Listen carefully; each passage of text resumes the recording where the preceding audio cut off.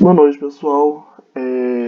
Bom, espero que todos estejam bem, certo?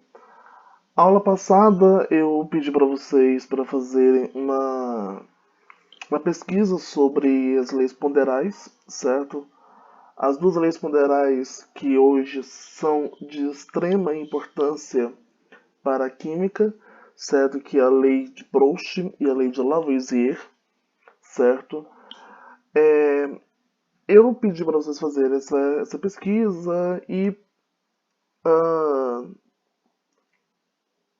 e eu falei também que iria preparar um vídeo explicando mais aprofundadamente, um pouco mais aprofundado sobre essas teorias, sobre essas leis, certo? E um pouco dessa aplicação, certo? Porque a teoria de Dalton, não sei se vocês lembram, que um dos postulados de Dalton era o que? Explicar os resultados obtidos pelos experimentos de Lavoisier e Proust da época, certo? Hoje essas leis já foram é, praticamente todas explicadas, certo? Então, por isso que eu estou trazendo esse ponto desse conteúdo agora. Mas nós vamos voltar a necessariamente aplicar essas leis, certo? Quando nós formos trabalhar com reações químicas, certo? Quando nós formos começar com os cálculos de estequiometria, certo? Aí sim vai entrar o cálculo na química do primeiro ano, certo? São os cálculos estequiométricos, cálculo de rendimento, reagente de excesso, reagente limitante e por aí vai. Antes de começar, eu queria é, falar de uma coisa importante. Tipo assim, não tão importante para o conteúdo e tal, mas é interessante vocês terem ciência de alguns termos, certo? É, existe uma diferença de lei, de teoria e de postulado, certo? Dos gregos, dos filósofos gregos até Dalton, nós temos postulados, certo?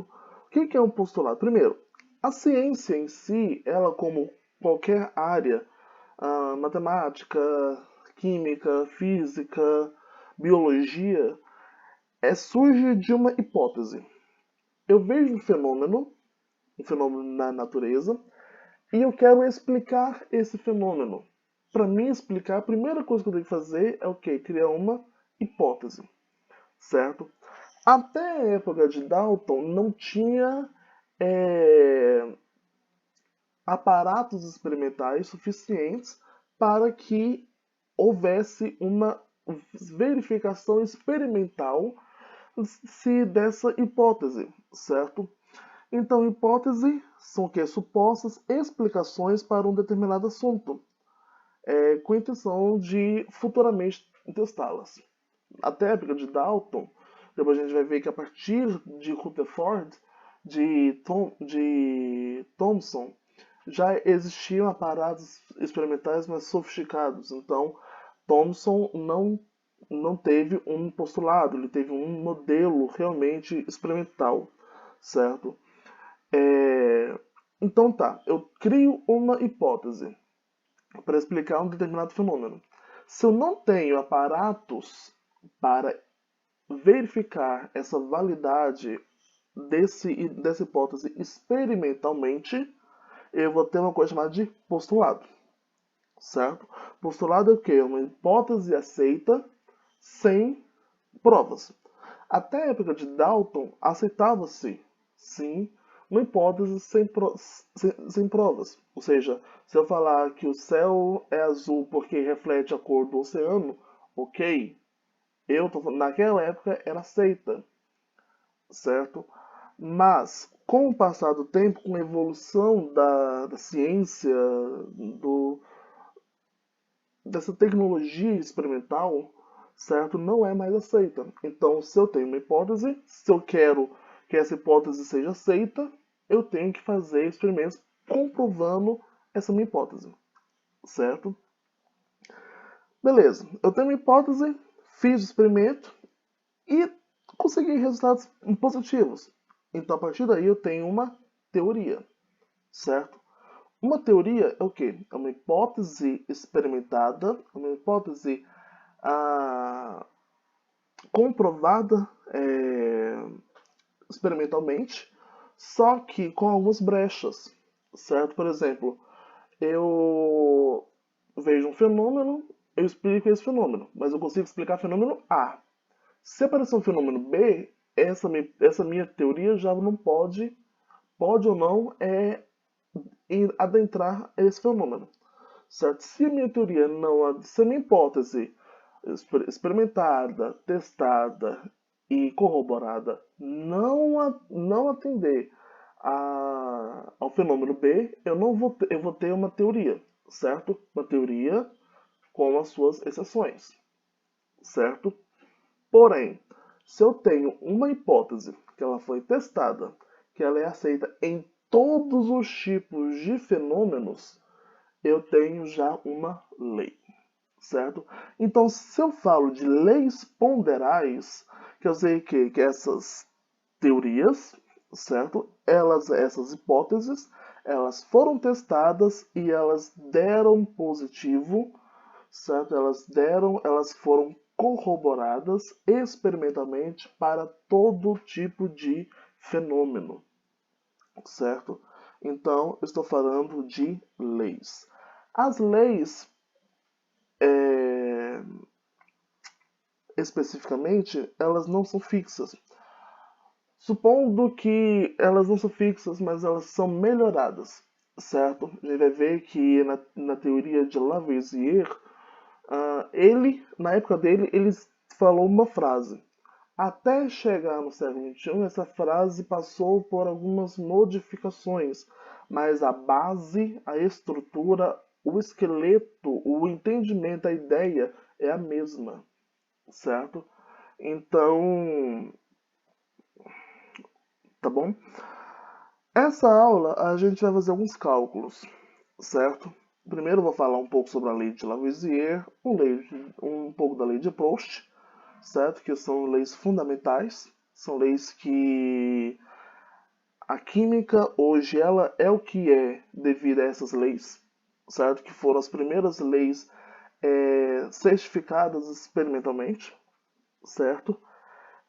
Então, eu quero que vocês peguem o caderno de vocês, borracha, caneta, lápis, e quando eu falar vamos começar com os cálculos, vocês acompanhem passo a passo o que eu estiver fazendo, certo? Química presencial já é complicado entender, já é complicado ensinar. À distância piorou, certo? Eu sei, eu entendo. Mas peguem a caneta, peguem um caderno, vamos anotando o passo a passo que eu fizer, o que eu fizer aqui no vídeo apresentando para vocês, vocês fazem também no caderno, certo? Para tentar facilitar um pouco, para vocês ir acompanhando o meu raciocínio, certo? Para cada passo, para cada fórmula, para cada resolução, eu vou voltar e reexplicar, tá bom? Para não gerar dúvidas, tá? Mas eu queria que vocês fizessem dessa forma, certo? Para vocês conseguirem entender o máximo possível, tá? E uma outra coisa, entender tudo isso aqui de primeira não vai ser possível, a não ser que você seja expert, entendeu? Bom assim de pegar fácil. Mas acredito que uns 50, 70% de primeiro você já pega, certo? Mas assiste umas 2, 3 vezes para ter certeza que você pegou, principalmente os cálculos, certo? Que você pegou, que você tá de boa, entenderam? Que vocês conseguem pegar um exercício que está na lista de vocês e conseguir, com base no vídeo, resolver aquele exercício, certo? Então vamos lá. Leis ponderais, então, elas são leis que relacionam a massa das substâncias que estão presentes numa reação química. Lembra quando nós falávamos de transformação da matéria, eu disse que a matéria ela pode sofrer dois tipos de transformações. Ela pode sofrer uma transformação química e uma transformação física. Uma transformação química, vamos começar pela física. Uma transformação física é quando eu não mudo a natureza química da minha matéria, certo? Se eu pegar um papel e rasgar, ela vai continuar sendo um papel. O que vai mudar o que? Vai ser como que ele vai estar no espaço, certo? Antes ela estava inteira, agora ela vai estar rasgada, certo? Vai deixar de ser papel? Não. Se não mudei a natureza, se eu não mudei a minha substância, então eu tive uma transformação física.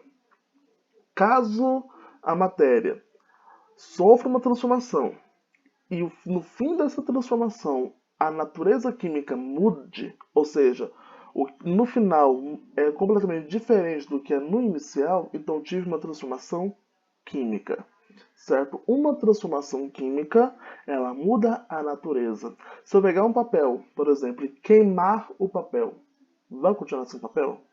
Não.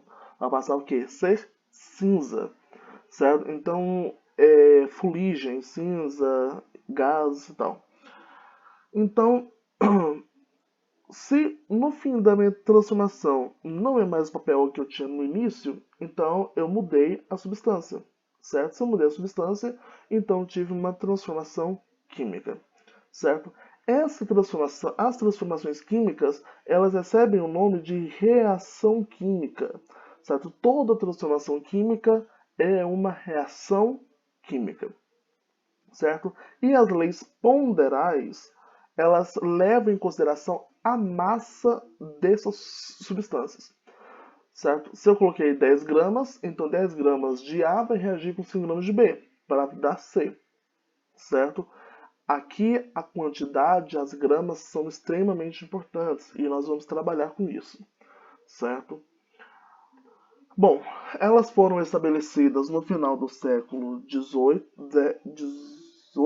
e início do século XIX, certo? E, como eu pedi para vocês pesquisarem, foram duas leis fundamentais, certo? Que foi a lei de Lavoisier, que é a lei da conservação de massas, proposta em 1774, e a lei das proporções definidas, ou lei de Proust, proposta em 1799, certo?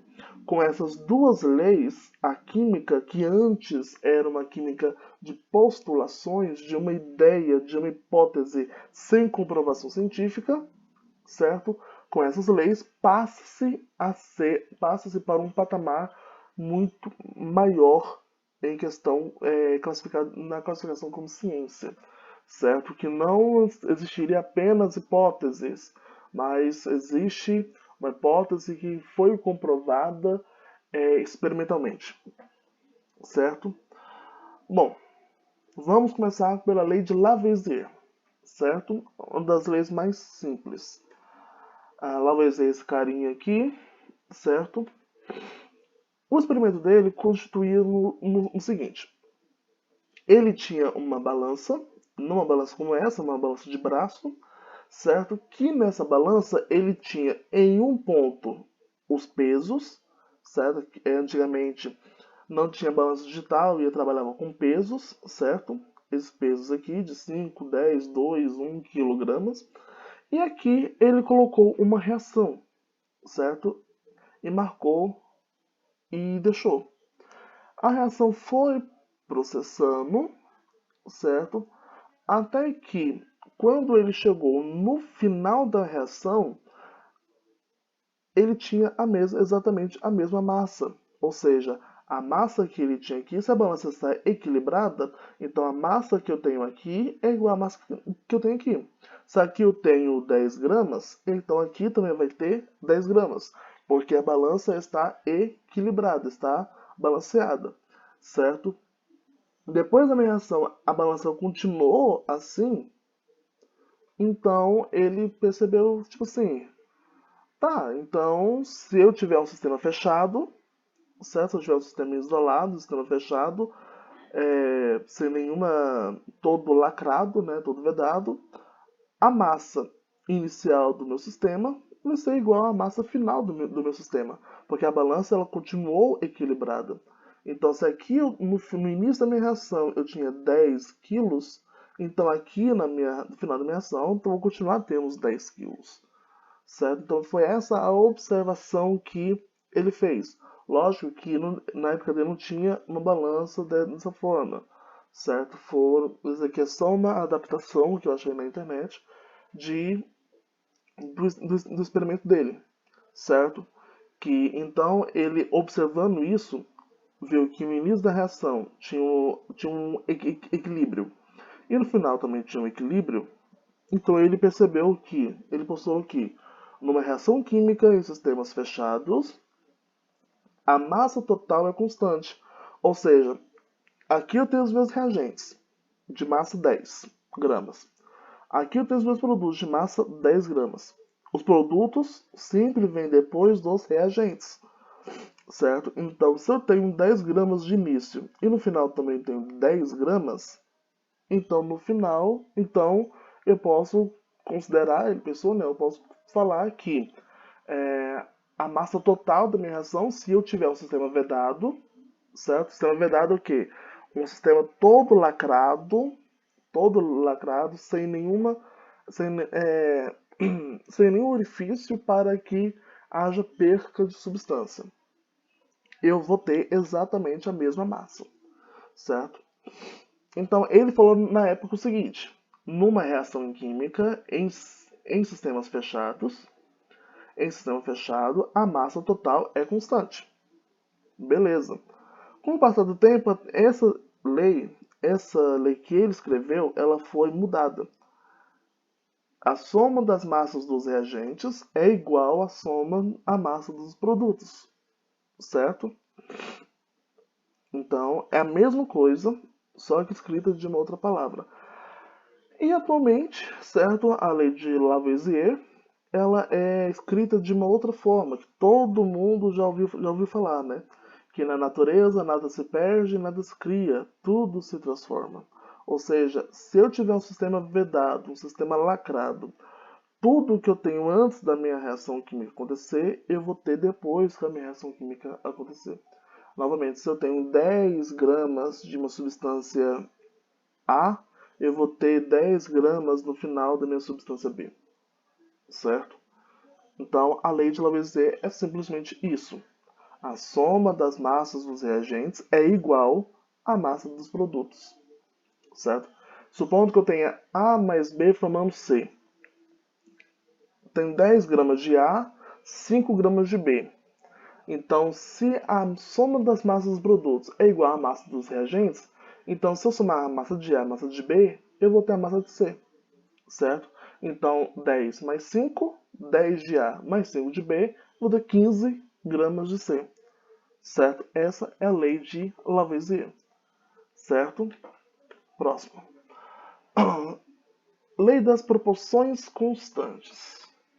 Agora, por favor, preste bastante atenção, que aqui já envolve alguns cálculos, certo? A lei das proporções constantes foi proposta por esse carinha chamado Joseph Louis Proust.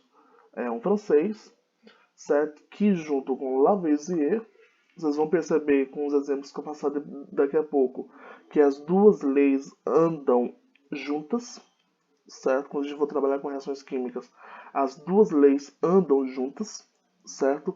É impossível resolver uma reação química, um problema envolvendo reação química, sem mexer com os dois, certo? Bom, para explicar a lei de Proust, eu vou passar esse exemplo aqui. Então aqui eu tenho um experimento, certo?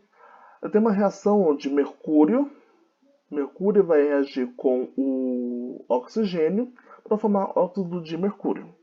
Foram feitos 3 experimentos. O experimento 1, eu usei 20 gramas de mercúrio, 200 gramas de mercúrio, desculpa, e 16 gramas de oxigênio. Pela lei de Lavoisier, a soma dos reagentes é igual aos produtos. Então, 200 mais 16, 216 gramas de óxido de mercúrio. Experimento 2, eu usei 75 gramas de mercúrio mais 6 gramas de oxigênio. Pela lei de Lavoisier, se eu somar esses dois, eu vou ter a massa do óxido de mercúrio. 75 mais 6, 81.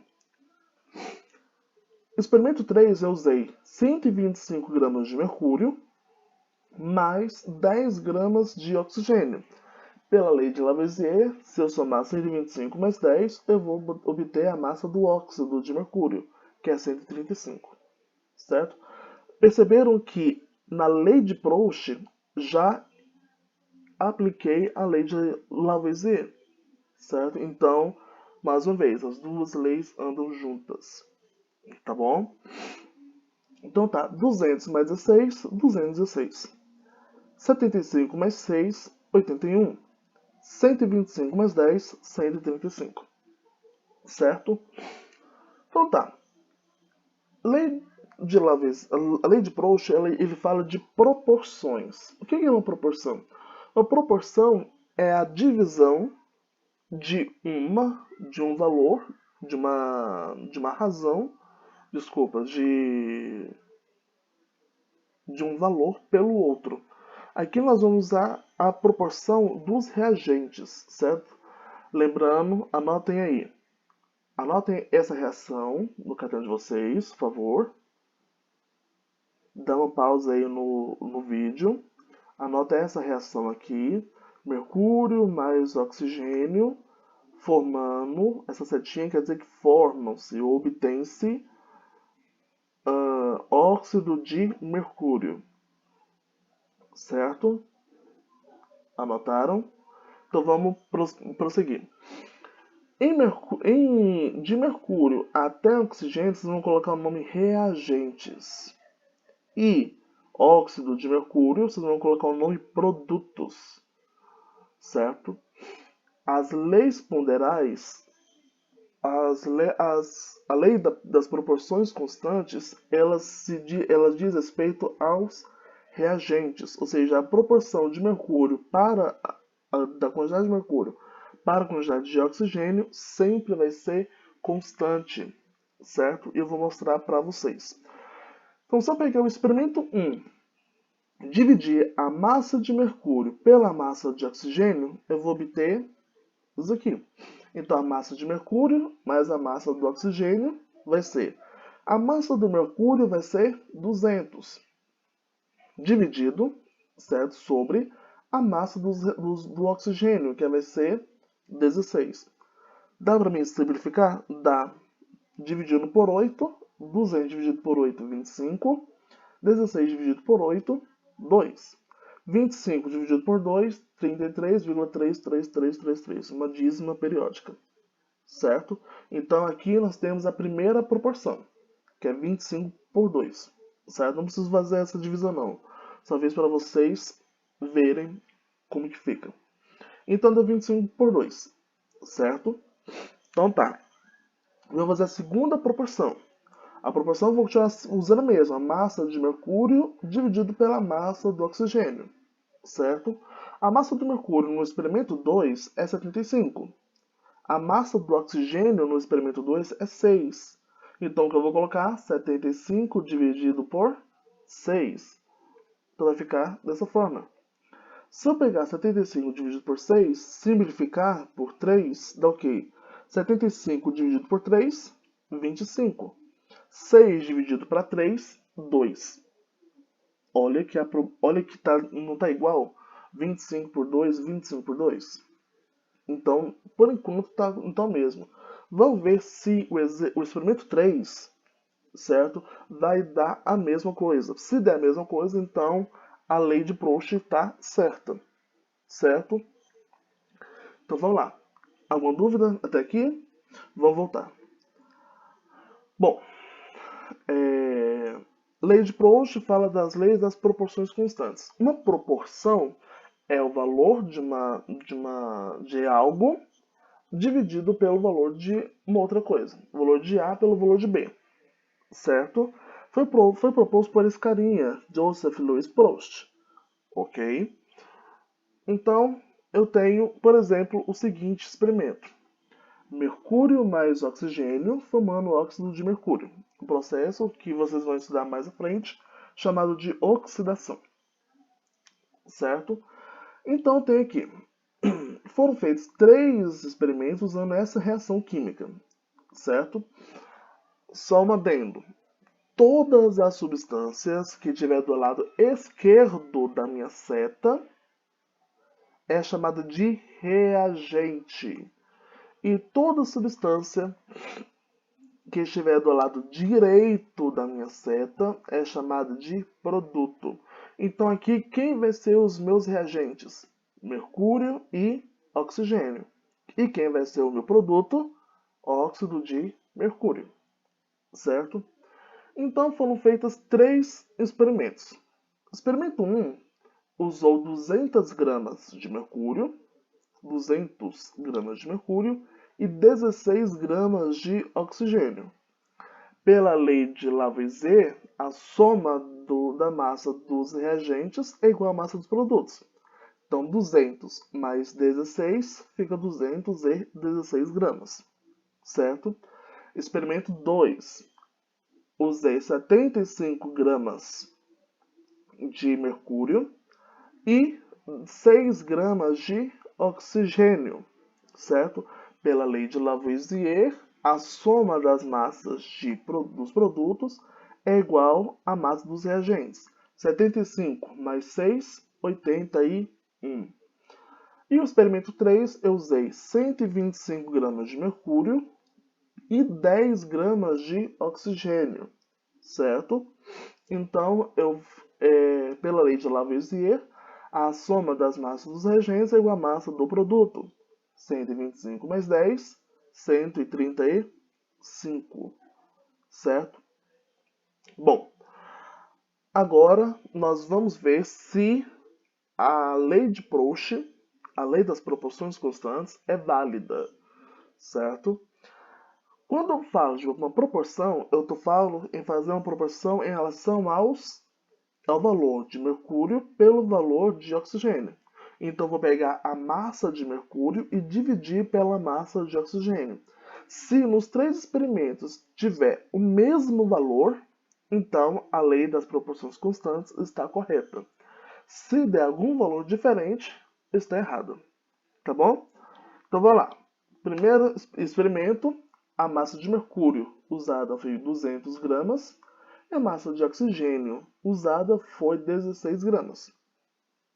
Se eu simplificar 216 por 8, dá 200 dividido por 8, 25. Pode pegar a calculadora para... Vamos ver se está certo, né, professor? Vai lá, 200 dividido por 8. 16 dividido por 8, 2. Então deu 25 por 2. Precisa dividir? Não. Só coloquei isso aqui só para a gente ver como que fica. Então tá, deu 25 por 2. Certo? Vamos ver o experimento 2 se dá a mesma coisa. A massa do mercúrio utilizada no experimento 2 foi 75. A massa do oxigênio utilizada foi 6. 75 dividido para 6 dá essa fração. Vamos simplificar por 3? 75 dividido por 3, 25. 6 dividido para 3, 2. Olha, da mesma fração aqui, 25 por 2, 25 por 2. Então, por enquanto, a lei de Proust está certa. Certo? Vamos para o experimento 3. A massa de mercúrio no experimento 3 foi 125 gramas. A massa do oxigênio no experimento 3 foi 10 gramas. Vamos ver? 125 por 10. Vamos dividir por 5. 125 dividido por 5, 25. 10 dividido para 5, 2. Olha o que eu observei aqui. Não é igual às frações? 25 por 2 no experimento 1, 25 por 2 no experimento 2, 25 por 2 no experimento 3? Sim. Então, se essa proporção, se essas frações, se essas razões, elas são iguais, então a lei das proporções constantes é válida, certo? Ou seja, aí Lavoisier, Proust, desculpe, fez a seguinte proposição. Uma substância, independente do método de obtenção, ou seja, independente das quantidades de massa que eu utilizar, apresenta os seus constituintes combinados numa proporção constante. Aqui eu usei 200 para 16, com a proporção utilizada 25 para 2. Aqui eu usei 75 para 6, com a proporção usada 25 para 2. Aqui eu usei 125 para 10, com a proporção usada 25 para 2.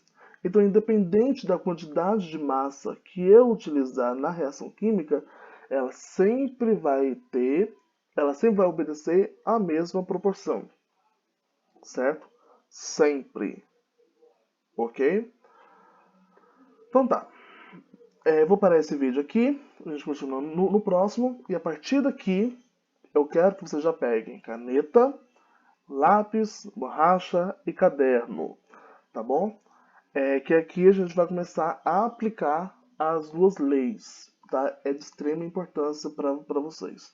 Acompanhar passo a passo o que foi feito, tá bom? Até daqui a pouco.